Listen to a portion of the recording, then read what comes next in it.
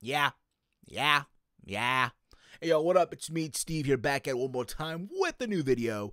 Thank you all for watching this video, tuning in back into the channel. If you're new here, hit that sub button down below. That's right. We're almost at 1,500 YouTube subscribers. Holy shit. Let's get there. Also, while you're at it, give this video a big old thumbs up. Hey. And while you're at it as well, share this video throughout your entire social media platforms. Facebook, Twitter, wherever the fuck you share videos. Just share this video, because why the fuck not? As the title below says, this will be my WWE RAW review recap results for January 22nd, 2018. Tonight was Raw's 25-year anniversary show. God damn, it's been 25 years. It's hard to believe, right? But overall, I thought this show, in my honest opinion, from a nostalgia purpose, I thought overall it was a very well done show. You brought all the legends, what have you, from the last 25 years of Raw, from yesteryear. And the show tonight, both Raw, if you will, took place from both the Barclays Center, the formal, traditional Raw that we're used to, that we're accustomed to on a weekly basis. And if you want to get that nostalgia, like throwback, wow, back in the day type of shit, they had a Raw also at the Manhattan Center where the very first Raw took place. And I'm going to say this right now, because I've seen a lot of people online, on Twitter, what have you, talk about how, you know, the Manhattan Center kind of got gypped, what have you. And I'm going to say this right now, okay?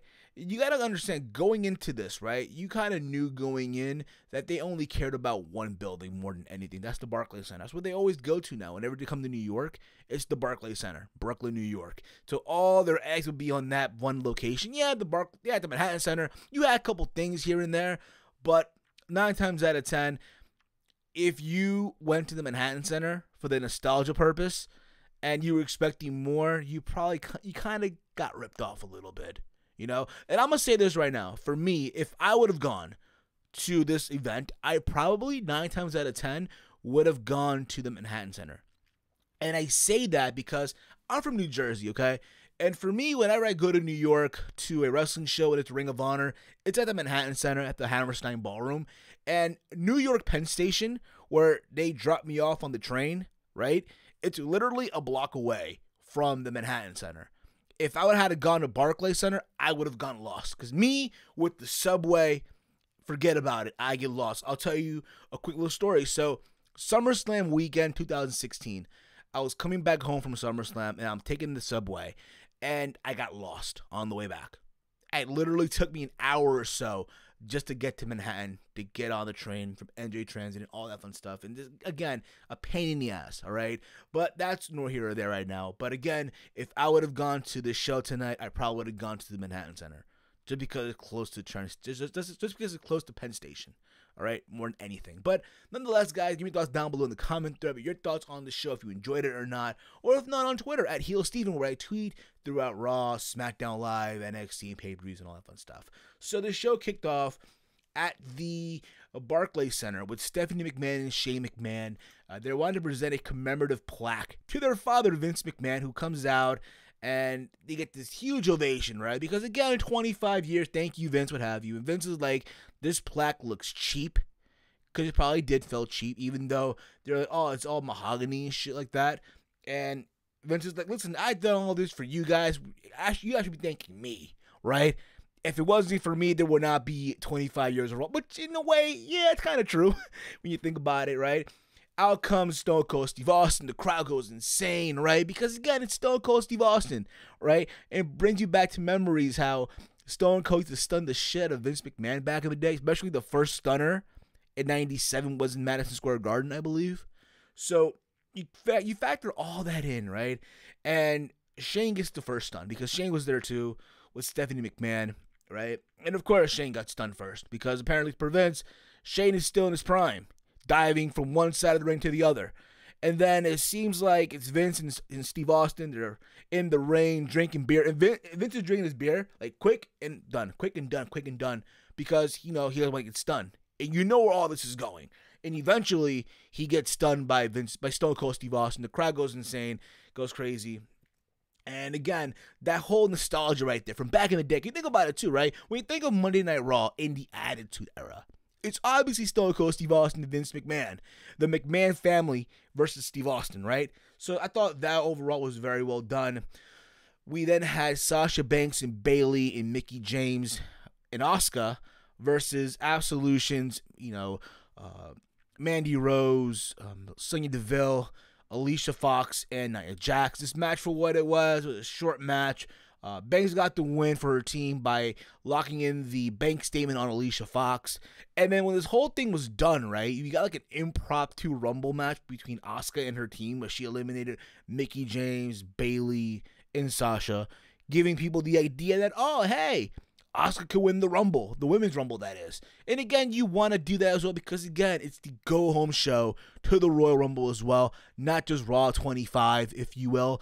But, again, I thought that was done there. Just, it is what it is, okay? People are saying this will main event the Rumble pay-per-view. I doubt it. I really do. But, again, we'll see. We'll see where this goes. At the Manhattan Center, you had Jim Ross and Jerry Lawler on commentary. Like, literally, the Manhattan Center, from what I was told from people that were there, it was literally decked out in throwback nostalgia.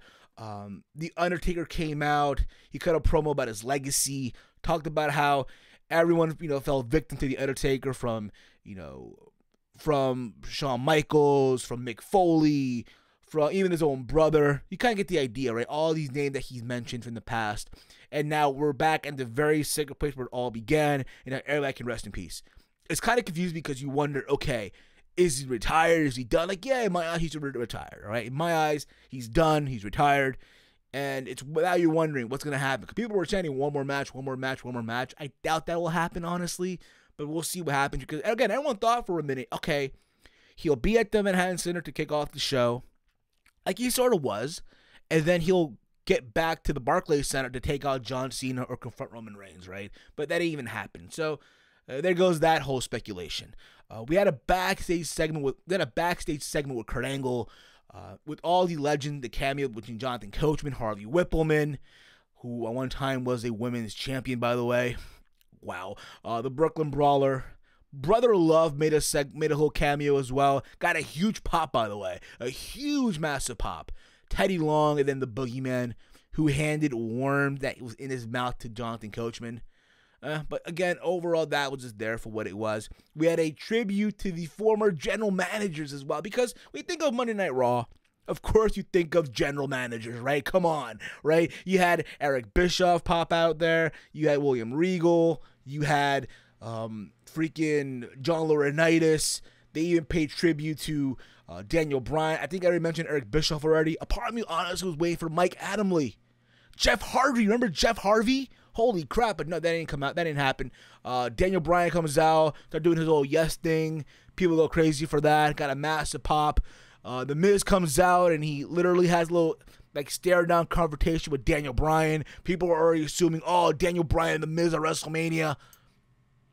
I don't even know. We'll see where that goes. We had The Miz versus Roman Reigns for the Intercontinental Championship. I'll be honest, I thought this match was very, very short. I'll be honest with you, if this was the case, I would have had this match at the Royal Rumble. I get why you're doing this match at Raw 25. I understand that. But at the same time, if it was up to me, I would have saved this match for the Royal Rumble at the pay-per-view. This match, again, was very short. The Miz got involved until they got kicked out by the referee.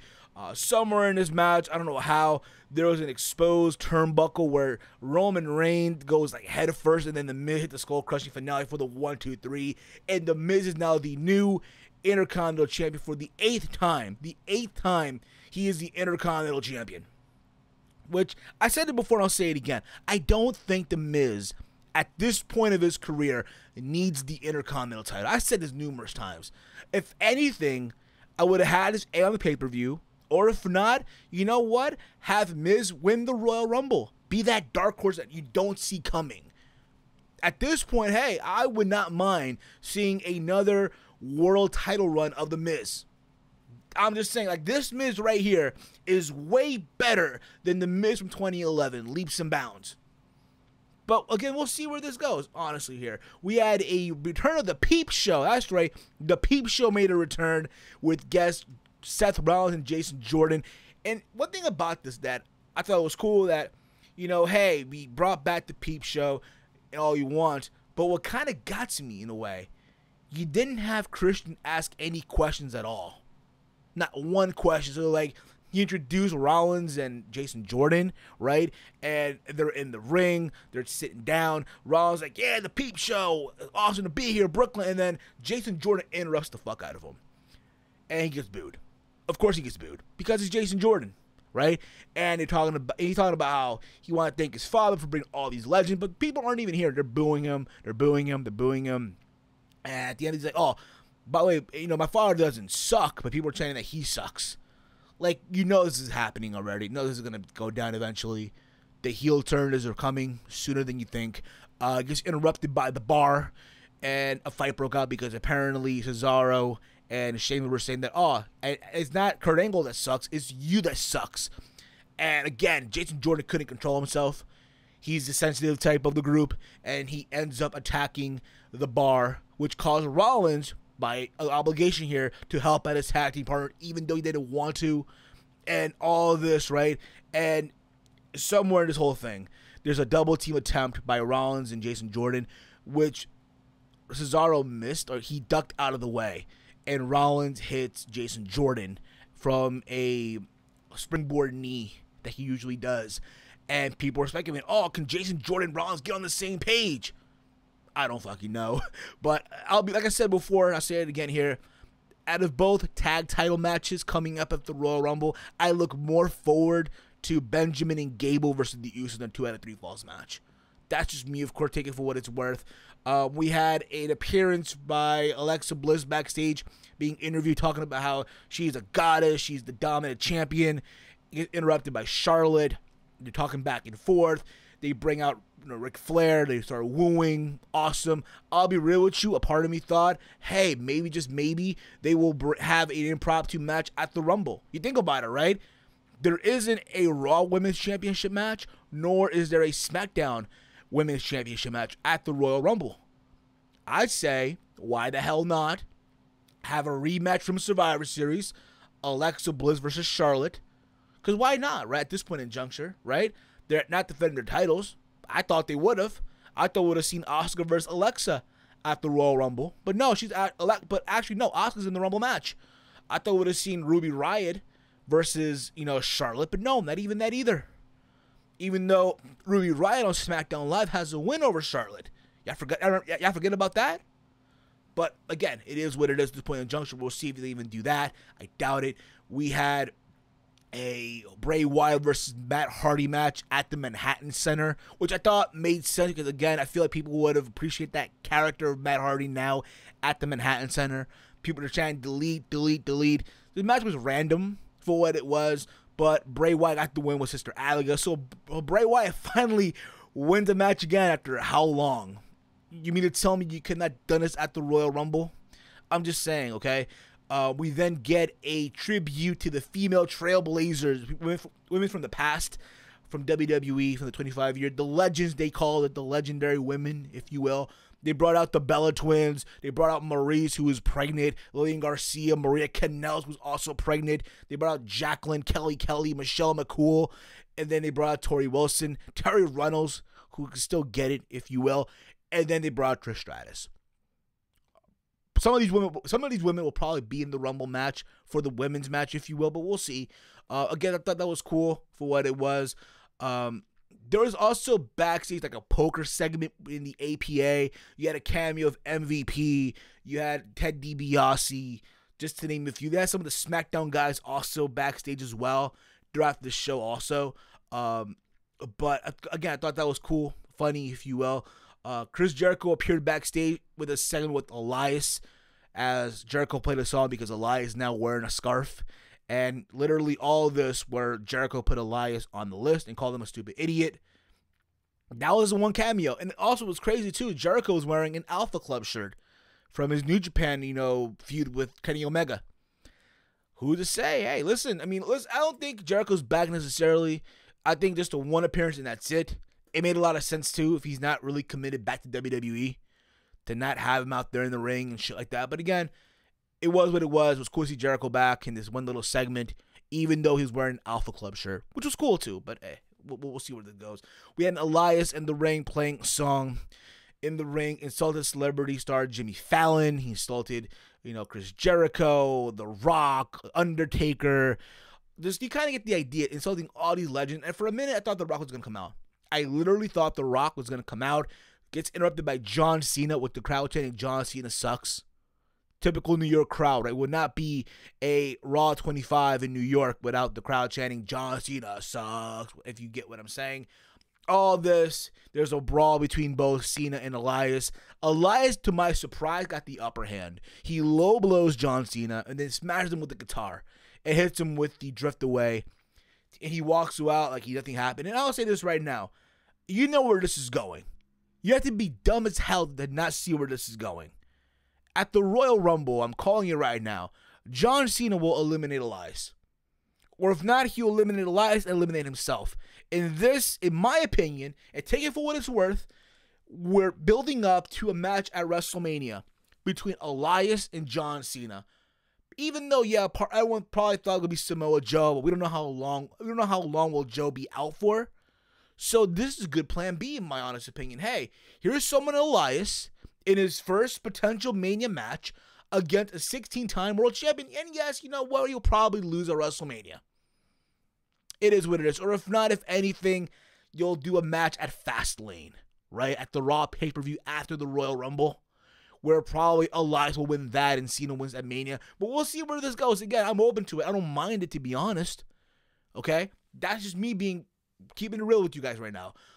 Apparently, somewhere also backstage, Heath Slater lost a bunch of money in a gigantic poker game, and eventually included Rhino, APA, Ted DiBiase, like I mentioned earlier. All this, right? He was cheating, and it ended up to having an impromptu tag team match between Heath Slater and Rhino versus the Titus brand of Titus O'Neil and Apollo Crews. This match went out of control, apparently. These 4 random guys lost control. I don't know how, but they did. All this to have the Dudley Boys come out and got a huge pop. I'll say this, though. A part of me thought that the Dudley Boys were going to appear because they were advertised to appear at the show. Why not have them appear at the Manhattan Center? I'm just saying. The Manhattan Center, I feel, would have made more sense for the Dudley Boys to appear. Okay? But nonetheless, they're at Barclays Center, and they tossed Heath Slater into the ring. He got the wasab, the 3D through a table, and you see literally Rhino, Titus O'Neil, and Apollo Crews celebrating with the Dudley Boys as Heath Slater was just laying there in the ring through a table. Reminded me a lot of like Raw, was it Raw 1000? I think it was, where the Legend beat up Heath Slater as well. So there you go. Years later, we then had this whole segment where Mark Henry was backstage. And he talked about with the Godfather, how all of them have grown now and things have changed. And the Godfather had one of the hoes, if you will, and Mark Henry tried to flirt with that one hoe, if you will, and it turned out to be Godfather's wife. Again, I thought it was a good swerve, but it is what it is. We had AJ Styles appear backstage, who was interviewed by Mean Gene Okerlund. Anything about it, I got love for Mean Gene. I think all of us do. But damn, he looked old as shit in this whole segment. He looked there in age already, But again, for a nostalgia purpose, though, it was cool to see AJ try to imitate Hulk Hogan. But it is what it was. AJ talking about his match coming up at the Royal Rumble with Kevin Owens, Sami Zayn, a.k.a. Cammy, which I think is not funny at all. But it is what it is. Just them hyping up that match, and we'll see where that goes tomorrow night on SmackDown Live. We then go back to the Manhattan Center, where we got the DX reunion. Yeah, Shawn Michaels come out, Triple H come out. They try to talk about the old days, if you will, gets interrupted, and Triple H try to cut that off, interrupt Shawn Michaels every single moment that you talk about the old days. They brought out, the Road Dogg and Billy Gunn, the New Age Outlaws, and then they brought out X-Pac, and then they bring out Razor Ramon, Scott Hall, and he comes out. As he's coming out to the ring, the nerve of these people, they go to commercial break. They go to fucking commercial break. What the fuck are you thinking? Why go to commercial break at this exact moment? It's besides me. I thought it was stupid. A bad production move, if you ask me. And then we go back to the ring. Scott says, hey, yo, what have you. They're talking about the old days. And then the Balor Club comes out. Finn Balor, Luke Gallows, Carl Anderson. They're in the ring. They all do the too sweet. Someone cease and desist me, right? And after all of this, right, the Revival come out.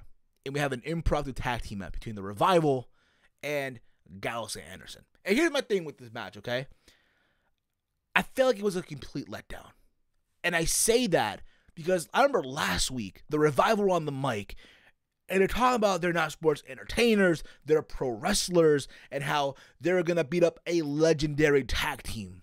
And I thought, okay, they'll probably be the Revival versus DX, the New Age Outlaws, or the Revival versus the Dudley Boys, right? Legendary tag team. But instead, we get the Revival versus the Balor Clubs, Gallows and Anderson, who are endorsed by DX. Again, good segment. Don't get me wrong. But a letdown of a match.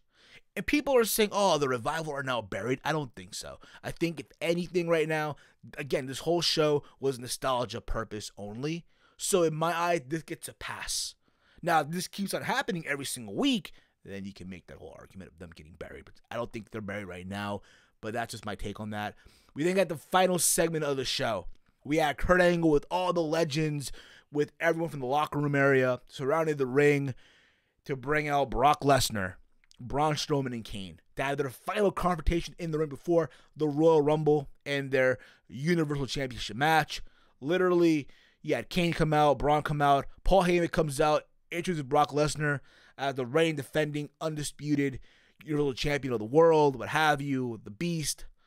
And Brock comes out. He literally takes out Braun Strowman with the clothesline. He goes into the ring and he F5s Kane. And then Braun Strowman gets up and has his way with Brock Lesnar. He literally does a power slam outside the ring onto the announce table. Reminded me a lot of SummerSlam this past summer, if you will, when Brock got power slammed twice through two tables from the announcer tables, if you will, by Braun Strowman. Probably back to that memory of being there in Barclays Center and shit like that.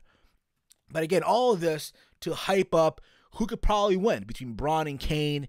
I'll say it before I'll say it again. I think Brock will walk out as the Universal Champion at the end of the day when it's all said and done. But we'll see where this goes, okay? But again, guys, wraps up my review. Give your thoughts down below in the comment threads if you enjoyed Raw or not. Follow me on Twitter at HeelSteven, where I tweet throughout Monday Night Raw, SmackDown Live, NXT. And as always, hate, comment, and subscribe. Until next time, it's me, it's Steve, and I'm out. It's wrestling and whatever.